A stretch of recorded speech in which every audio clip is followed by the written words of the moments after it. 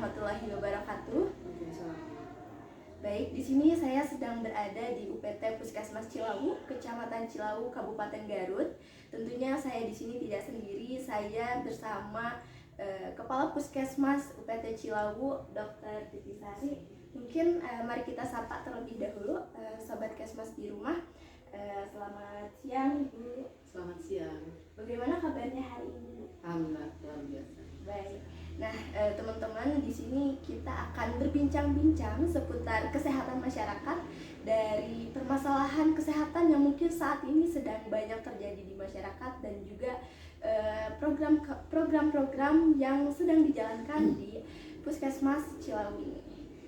Di sini saya sudah mempersiapkan pertanyaannya, Ibu. Mungkin teman-teman Kesmas juga penasaran, Bu, terkait kesehatan masyarakat dan juga upaya untuk meningkatkan kualitas hidup masyarakat di UPT Puskesmas Cilawu, seperti itu, Bu.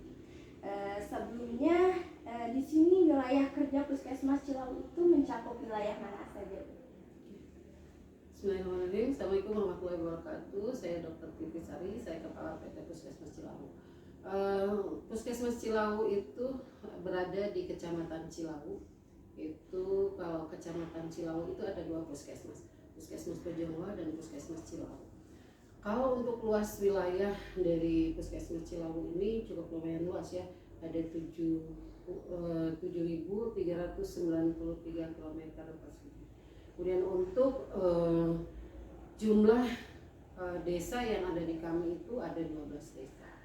Kemudian untuk pustu yang ada di wilayah kerja kami itu ada 3 pustu, yaitu Pustu Genteng, Pustu Mangkurakyat, dan Pustu Sukahati. Kemudian 1 Poskesdes di Daun Sari. Kemudian kami memiliki 113 posyandu. Dan jumlah penduduk kami secara keseluruhan itu sekitar 69.395 jiwa. Itu tersebar di 12 desa. Jadi lumayan banyak juga ya, Bu, lumayan Betul, besar cakupan wilayah. Nah, lalu dari banyaknya penduduk berarti ya, Bu, di wilayah Kecamatan Cilawu ini, kondisi umum kesehatan masyarakat khususnya di Kecamatan Cilawu ini seperti apa, Bu? Kami ini puskesmas dengan DTP ya, DTP dengan perawatan dan mampu ponen. Kami melayani seluruh warga masyarakat yang ada di kami, dan kami pun melayani warga masyarakat yang datang ke kami walaupun itu bukan warga kami tetap layani karena kami berbatasan dengan kabupaten lain ya, Kabupaten Tasik. Nah itu banyak juga warga masyarakat yang datang ke Puskesmas Cilawu untuk mendapatkan akses pelayanan. Dan untuk di wilayah kerja kami tren untuk saat ini ya, karena kami itu ada rawat inap 10 besar penyakit yang ada di rawat inap. Mungkin ini sekarang lagi meningkat tentang tipoid. Sedang banyak berarti ya, tipoid, kemudian ada gastritis, kemudian ada penyakit demam berdarah juga masih ada. Baik, berarti untuk permasalahan kesehatan yang sering muncul di wilayah ini itu ada tipoid juga ya, ada tipoid. Yang berarti tingkat pertama, Bu, atau? Ya, kalau untuk di bulan lalu ya, ini karena kita udah menginjak ke bulan September ya. Kalau di bulan Agustus kemarin kita lihat dari SPM itu ternyata memang ada peningkatan di tipoid. Untuk tipoid sendiri, Ibu, saat ini sedang banyaknya itu pasien dari usia berapa, Bu, mungkin? Kalau usia ini justru banyaknya yang dewasa. Saat ini lagi banyak yang dewasa. Kalau untuk dirawat jalan itu kebetulan sekarang lagi banyak yang ISPA, infeksi saluran pernapasan atas ya. Itu justru banyaknya kunjungan ini ke anak-anak. Yang ISPA. Baik. Lalu selain penyakit yang tadi, Bu, selain tifoid, ISPA, lalu ada gastritis juga ya, Ibu. Apakah ada permasalahan masyarakat terkait gizi ataupun kesehatan ibu dan anak? Kalau untuk kesehatan ibu dan anak, kami pun di sini ada beberapa penyakit yang memang di ini ya oleh masyarakat, diderita oleh masyarakat itu, salah satunya adalah hipertensi. Ya. Kita masih ada ibu hamil dengan hipertensi. Kita ada beberapa ibu hamil dengan resiko ya, ya salah satunya itu hipertensi.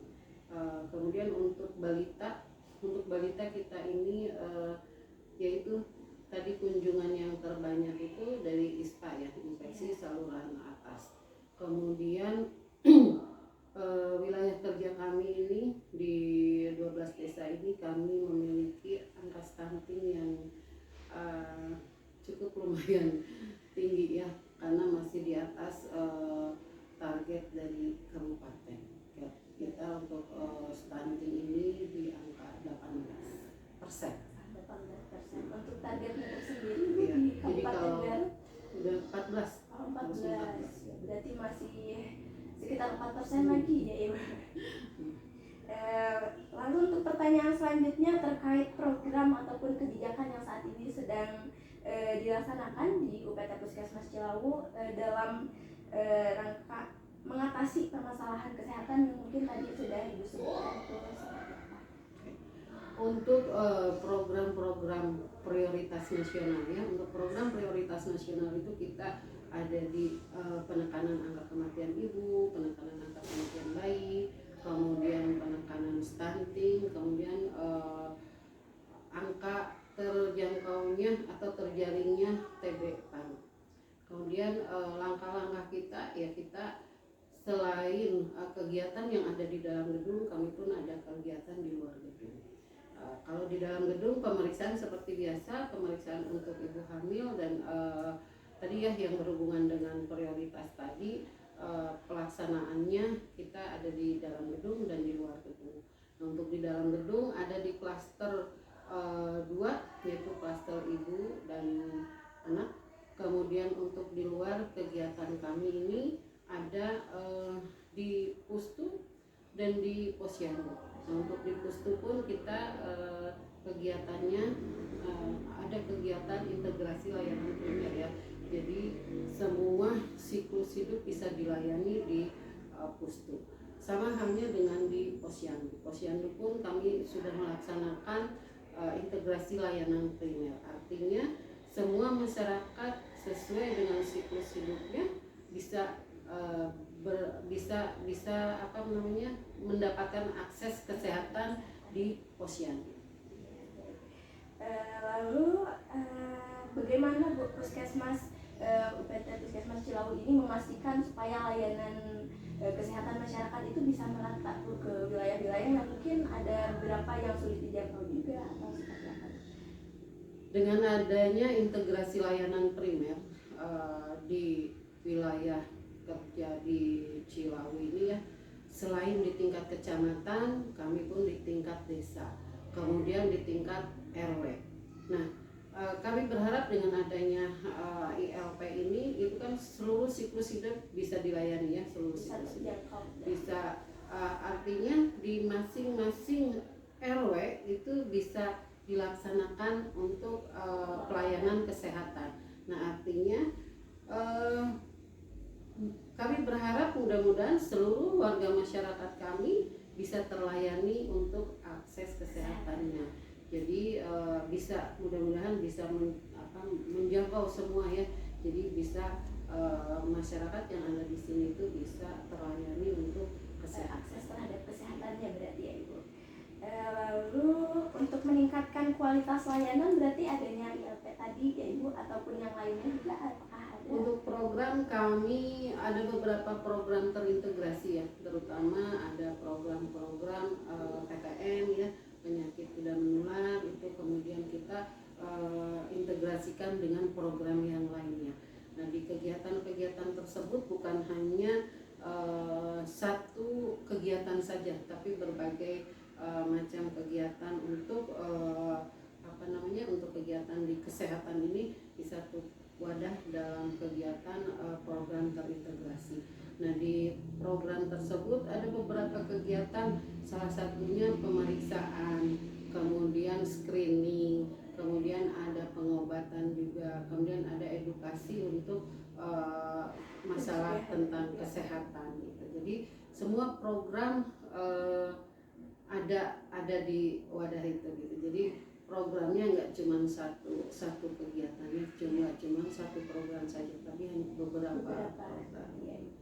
Jadi bisa mencakup dari mulai preventif, promotif, kuratif, bahkan kita pun rehabilitatifnya diupayakan untuk bisa jalan di program tersebut. Baik, Ibu mungkin sebagai penutup di sini ada pertanyaan terakhir, mungkin Sobat Kesmas juga penasaran untuk target dan harapan kedepannya dari UPT Puskesmas Cilawu ini seperti apa? Harapan kami dengan wilayah yang cukup luas ya, kemudian jumlah penduduk juga cukup banyak, kemudian kami keterbatasan mungkin di SDM gitu ya.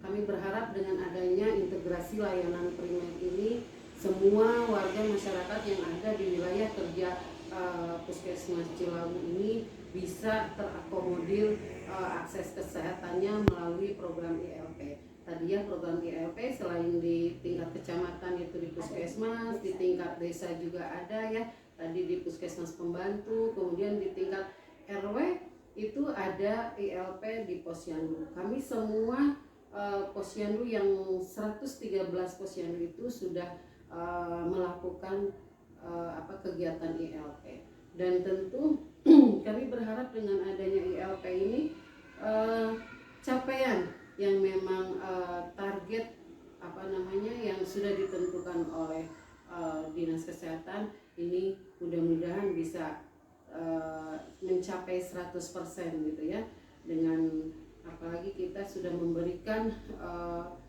25 kecakapan kader yang tentunya kader bisa membantu kami di Posyandu. Ketika ada pelayanan di Posyandu, kader pun ikut terlibat, dan ketika ada hal-hal yang memang tidak bisa diselesaikan di Pustu ataupun di Posyandu, itu bisa dikomunikasikan dengan di Puskesmas. Dan harapan besar kami tadi ya, seluruh siklus hidup bisa dilayani. Artinya masyarakat tidak akan sulit lagi menjangkau akses kesehatan bagi mereka yang membutuhkan. Bahkan kami pun di program ILP ini ada kegiatan kunjungan rumah. Nah, itu ada beberapa tim yang memang ditugaskan untuk kunjungan rumah, kemudian kader pun ikut terlibat dalam kegiatan kunjungan rumah. Jadi kami berharap dengan adanya ILP ini kami bisa meningkatkan mutu pelayanan kami kepada warga masyarakat kami, yang mudah-mudahan warga masyarakat kami bisa sehat. Baik teman-teman, untuk video kita kali ini mungkin dicukupkan saja ya Ibu. Sudah waktunya mungkin sudah banyak gitu kita berbincang-bincang seputar kesehatan masyarakat. Terima kasih Ibu sudah menyempatkan waktunya telah berdiskusi terkait seputar kesehatan, dan mungkin kedepannya semoga semua masyarakat mendapatkan akses layanan kesehatan dengan mudah dan terjangkau juga. Baik, terima kasih teman-teman. Saya Adinda Aulia dari Kesehatan Masyarakat Universitas Siliwangi. Wassalamualaikum warahmatullahi wabarakatuh. Waalaikumsalam warahmatullahi wabarakatuh. Terima kasih. Terima kasih.